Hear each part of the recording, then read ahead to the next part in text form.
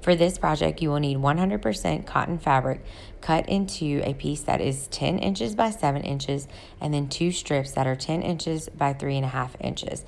Also not pictured, you will need some 1/4 inch or 1/8 inch elastic, 2 pieces cut at 6 inches each.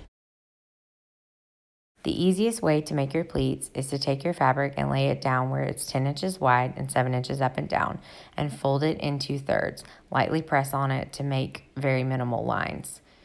Then you'll grab the line and pull it up about a 1/2 inch and then press it with your iron. I use the steam setting to hold it in place.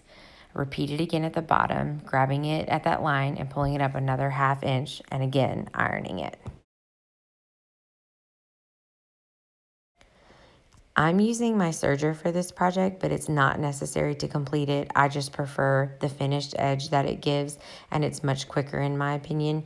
But if you only have a regular sewing machine, you could just take the strip on that long side and fold it down by about 1/4 inch, iron it with your iron, and then use a straight stitch on your sewing machine to close it. And then you have a finished hem.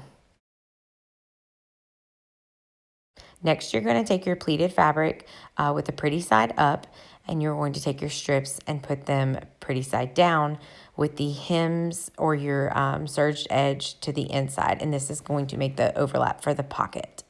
Once you've done that, you want to make sure to pin on both sides to hold everything in place as you run it through your sewing machine or your serger. Now you're going to sew down both of those long sides, and be sure to keep the short ends open because you have to insert your elastic before you close them up. If you do not have a serger, again, you can use your regular sewing machine at this point. It does not matter. Y'all are just going to have to forgive my pajama pants. It was very late when we recorded this, and I just wanted to get it done so that I could share it.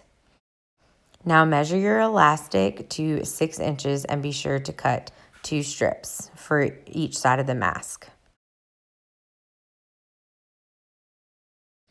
This part may seem a little confusing, but I do this for the purpose of keeping the pleats in place because sometimes they can get lost in my serger. So on this side, I'm going to take it right side up and insert the elastic on the side where the pleats are pointing downwards. And that's so when I run it through my serger, it does not get caught and possibly undo the pleats. This will keep them held in place. So again, just insert your elastic. I'm using magic clips to hold the ends in place, but you can use pins. And then I'm putting the pins in each of the pleats so that they stay in place as well. And then I flip it over to what would be the inside of the mask or the back side. And I am doing the same thing, but again, the pleats are pointing downward. So as I run it through my machine, they're not going to come unfolded as I sew.